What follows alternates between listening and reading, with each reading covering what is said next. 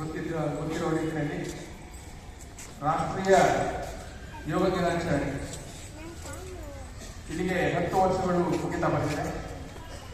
ನಾವು ಯೋಗವನ್ನು ಹೇಗೆ ಮಾಡಬೇಕು, ಅದರಿಂದ ಆಗ್ತಕ್ಕಂತಹ ಪ್ರಯೋಜನಗಳೇನು, ಯೋಗವನ್ನು ಮಾಡಿದಂಥವರು ನಮಗೆ ಉದಾಹರಣೆಗೆ ನಮ್ಮ ಮುಂದೆ ಇದ್ದಾರೆ. ಅವರ ಆರೋಗ್ಯ, ಅವರ ಮಾತಿನ ಶೈಲಿ ಇವೆಲ್ಲವೂ ಸಹ ಹೇಗೆ ಇರ್ತದೆ ಅಂತಕ್ಕಂಥದ್ದನ್ನ ನೀವು ಕೆಲವೊಂದ ನೋಡಿದ್ದೀರ. ನಮ್ಮ ಶಾಲೆಯಲ್ಲಿ ಪ್ರತಿದಿನ ಬೆಳಿಗ್ಗೆ ಮತ್ತು ಸಾಯಂಕಾಲ ಯೋಗವನ್ನ ಮಾಡಿಸ್ತಾರೆ. ಯಾಕೆ ಅಂದ್ರೆ ಅದರ ಪ್ರಯೋಜನವನ್ನ ಎಲ್ಲ ಮಕ್ಕಳು ಪಡ್ಕೊಳ್ಳಿ ಅಂತ. ನಮ್ಗೆ ಎಷ್ಟು ಬೇಜಾರಾಗ್ತದೆ ಅಂತಂದ್ರೆ ಬೆಳ್ಳಿ ಎಣಿಕೆಯಷ್ಟು ಮಾತ್ರ 3-4 ಜನ ಅಲ್ಲಿ ಹೋಗ್ತಾರೆ. ಸಾವಿರಾರು ಜನ ಮಕ್ಕಳಲ್ಲಿ 3-4 ಜನ ಹೋಗಿ ಯೋಗ ಕಲಿಯಕ್ಕೆ ಹೋಗ್ತಾರೆ.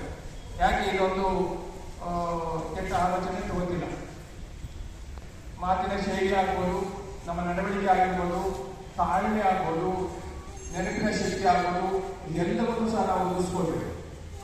ಅದರಿಂದ ಯೋಗ ದಿನಾಚರಣೆಯನ್ನ